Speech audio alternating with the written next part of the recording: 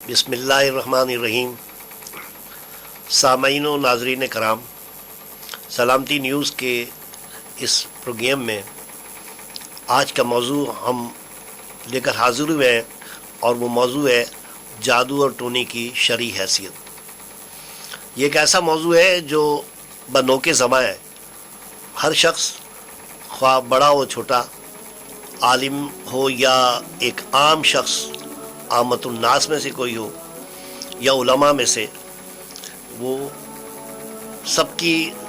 ज़बान पर जादू और टोने के एतबार से के हवाले से बहुत सी बातें ज़बरदस्त खल्क़े अवाम हैं। चुनांचे इस मौजू की अहमियत को मलहूज़ रखते हुए हमने इसको बाकायदा एक उन्वान दिया कि जादू और टोने की शरई हैसियत के बारे में गुफ्तगू की जाए। जादू फ़ारसी ज़बान का लफ्ज़ है जिसके माने हैं धोखा दही और शोबदाबाजी। अरबी ज़बान में जादू के मुतरादिफ माना सहर के इस्तेमाल किए जाते हैं। अल-मुंजद और मुफ्ताहुल लुगात में धोखा, हीलेबाजी, झूठ को सच और सच को झूठ बनाकर पेश करने को जादू के मानों या सहर के मानों में इस्तेमाल किया जाता है। हज़रत मूसा अलैहिस्सलाम के हवाले से कुरान में जादू या सहर के वाक़यात बयान किए गए हैं। चुनांचे जब मूसा अलैहिस्सलाम के सामने जादूगरों का मुकाबला हुआ तो वो हकीकत नहीं थी, बल्कि उन्होंने इंसानी नज़रों को एक ऐसे अंदाज में पेश कर दिया कि वो बेजान चीज़ें जो है वो सांप और बिच्छू की सूरत में नज़र आने लगी। चुनांचे मूसा अलैहिस्सलाम ने जब ये देखा कि ये बादशाह के दरबार में ये सारे जादूगर हैं और उनसे मेरा मुकाबला है, तो वो महज जादू की वजह से उसकी नज़रों का धोखा था, ये शराब था कि ये इन सांपों से मैं कैसे मुकाबला करूँगा, निबर्दाज़मा होऊंगा। तो अल्लाह ताला ने मूसा अलैहिस्सलाम से कहा कि मूसा अलैहिस्सलाम अपने असा को तुम इन पर फेंक दो। तो मूसा अलैहिस्सलाम ने अपने असा को इन सांपों पर फेंका तो वो असा जो है वो अजदहा बन गया और उसने सारे सांपों को, जो बज़ाहिर एक नज़रों का धोखा था, उन सब सांपों को उसने निगल लिया।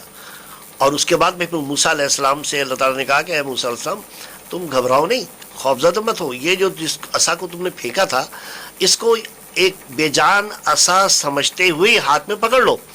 फिर मूसा अलैहिस्सलाम जब उसको असा में को दोबारा पकड़ा तो वो बेजान लकड़ी बन गया और उसके हैयत में, अगरचे वो इतने बहुत से सांपों को उसने जो शराब और नज़रों के धोखे की वजह से वो सारे सांप उसने निगल लिए, लेकिन उसकी जसामत में और उसकी हैयत में कोई फ़र्क नहीं आया। वो बेजान लकड़ी उसी तरह बन गया। सीरतुल ऊला, वो पिछली ही सीरत के ऊपर जो उसकी अपनी हैयत थी वो उसी सीरत पे आ गया, अपनी उसकी हैयत वही आ गई।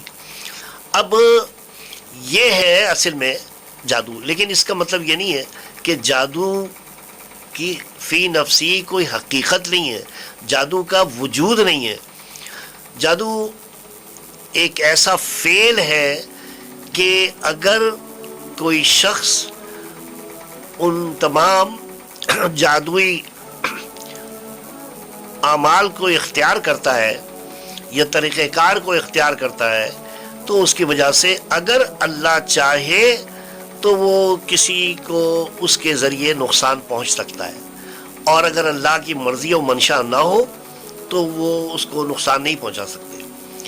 ये है, लेकिन फ़ी नफ्सी बहुत सी चीज़ें ऐसी हैं कि जिनकी अपनी अहमियत और हकीकत है। शराब है,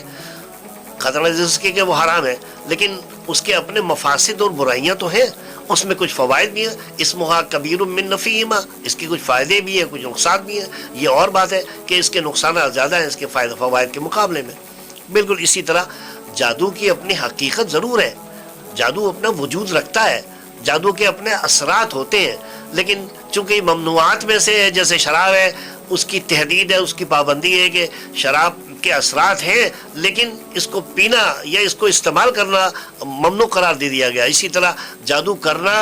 اور جادو کے تمام طریقہ کار کو اختیار کرنا یا جادو کے ذریعے کسی کو نقصان پہنچانا، یہ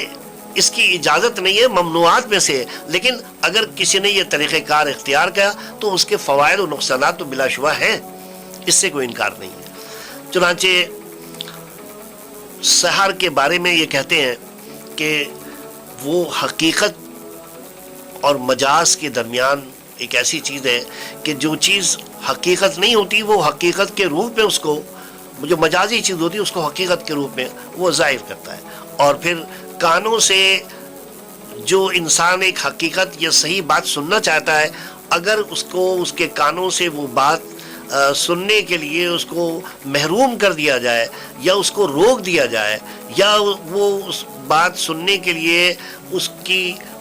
اس سننے کی جو صلاحیت ہے اس میں خامی پیدا کر دی جائے کہ وہ ایک صحیح بات سننا چاہتا ہے لیکن وہ غلط بات سنے، اور اس کے کانوں کو ایک غلط بات سنا دی جائے، یہ ہے جادو. بالکل اسی طرح کہ کانوں کو حقیقت کے برعکس کوئی خلاف حقیقت بات کو سنانا یا اس کو ملمز آسادی کے طور پر پیش کرنا یا نظروں سے حقیقت کا گمان کرنا، یہ تمام چیزیں جادو کی قبیل سے ہیں. چنانچہ علامہ قرطبی کہتے ہیں کہ جادو جو ہے وہ دراصل ہاتھ کی صفائی ہے، فی نفسی یہ حقیقت نہیں ہے لیکن ہاتھ کی صفائی ہے. جادوگر جو ہے وہ ایسے طریقہ کار اختیار کرتے ہیں کہ جس سے ایک آدمی کی نظر جو ہے وہ میسمرزم جیسے ہے یا ہپنوٹزم ہے یا نظروں کا دھوکہ ہے، نظروں کو وہ قید کر لیتے ہیں، نظروں کو وہ کنٹرول کر لیتے ہیں. اور جیسے ہی جادوگر کچھ منتر پڑھتا ہے اور لوگ اس کے منتر پڑھنے کی وجہ سے اس کی طرف متوجہ ہوتے ہیں، جیسے ہی ان کی نظریں اس کی طرف مرتکز ہوتی ہیں، بس وہ جادوئی اثرات کی وجہ سے وہ ان کو دیکھ کر ان کی نظروں پر اس کے جادو کے اثرات مرتب ہونا شروع ہو جاتے ہیں اور پھر وہ اس کا شکار ہو جاتے ہیں. اگر وہ منتر پڑھنے والے کی طرف کوئی آدمی نظر نہ ڈالے تو اس کے اتنے اثرات اس پر مرتب نہیں ہوں گے. تو بہت سے لوگ ہیں وہ چند لمحے کے لیے جادوئی اثر سے کسی کے پاس جاتے ہیں اور وہ اس سے کوئی بات کہتے ہیں کہ بھائی مجھے تم اپنی اس دکان سے یہ پیسے دے دو، تو وہ اتنا مجبور ہو جاتا ہے کہ وہ سنتے سنتے ہپنوٹائز ہو گیا، اس کی نظریں اس کی طرف متوجہ ہوئی اور وہ اس وقت اتنا بے خود ہو جاتا ہے کہ قوت فیصلہ کھو جاتی ہے، اور اس کے بعد میں وہ بلا وجہ بلا کسی ارادے کے، بلا کسی عزم کے، بلا اپنی خواہش کے وہ تمام پیسہ اور دولت وہ ان کو دے دیتا ہے. یہ اور اسی طرح کی تمام چیزیں جو ہیں وہ جادو اور جہت اور جنات سے تعلق رکھتی ہیں کہ یہ جادو اور جنات یہ دونوں لازم ملزوم ہیں. چنانچہ امام زہری کا کہنا ہے کہ ایک ایسا علم اور عمل جو شیطان یعنی جن کی مدد سے کیا جائے وہ جادو ہے. تو جب بھی آپ جادو کی بات کریں گے تو جادو کے لیے پھر فوراً جنات کا تصور آتا ہے کہ بغیر جن کے جادو، یہ جتنے جادوگر جو ہیں وہ دراصل استعمال کرتے ہیں، جادوگر جتنے بھی ہیں وہ استعمال کرتے ہیں جنوں کو اپنے ان تمام خبیث اعمال کے لیے، اور ایسے تمام افعال انجام دیتے ہیں کہ جس میں اللہ تعالیٰ کی صریحاً نافرمانی اور گناہ اور کفر ہوتا ہے. مثلا ان تمام گندگی، آلائش اور ایسی تمام مقامات، ایسی تمام جگہوں اور ایسی تمام اشیاء جیسے سور ہے اور دوسرے تمام ممنوعات ہیں میں سے کسی جانور کا کھانا، کتے کو کھانا، اور اس تمام چیزوں کے لیے وہ انسان کو مجبور کرتے ہیں. برہنہ رہنا، ناپاکی کی حالت میں رہنا، یہ تمام چیزیں جو ہیں وہ ایک آدمی جب جادو کے عمل کرتا ہے یا اس کو سیکھتا ہے تو اس کے لیے اسی تمام چیزوں پر عمل کر کے ہی وہ یہ خباثت یا یہ برائی یا یہ کیفیت اس پر مرتب ہوتی ہیں تب وہ جادو کر سکتا ہے یا حاصل ہوتا ہے، ورنہ وہ ایک عام آدمی جو ہے وہ اگر سلیم الفطرت ہو،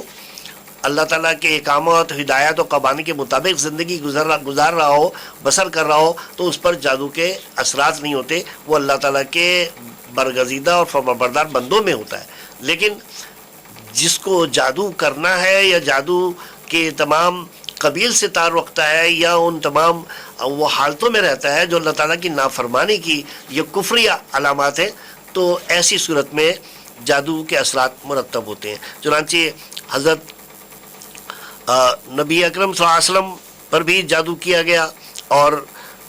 یہ لبید بن عاصم نامی ایک شخص تھا جو یہودی تھا، اور اس نے نبی اکرم صلی اللہ علیہ وسلم پر جادو کیا۔ بنو زریق کے تعلق رکھنے والا یہ لبید بن عاصم تھا، اور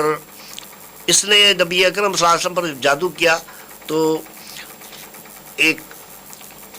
کنواں تھا، اس کنویں میں کچھ چیزیں کنگھی کے اوپر اور کھجور کے شگوفے پر کچھ چیزیں پڑھ کر اور اس میں ڈال دی، جس کی وجہ سے ان عورتوں کے ذریعے اس کنویں میں اس نے ایک ایسا کنواں جو کہ قابل استعمال نہیں تھا، پانی اس میں موجود نہیں تھا، اس کنویں میں وہ ڈال دیا۔ اور اس کے بعد میں پھر نبی اکرم صلی اللہ علیہ وسلم کی کیفیت یہ ہو گئی کہ آپ صلی اللہ علیہ وسلم کی یادداشت پر اس کے اثرات مرتب ہوئے، اور آپ جو کوئی کام کرتے تھے اس کے بعد میں وہ بھول جاتے تھے کہ شاید وہ کام نہیں کیا ہے۔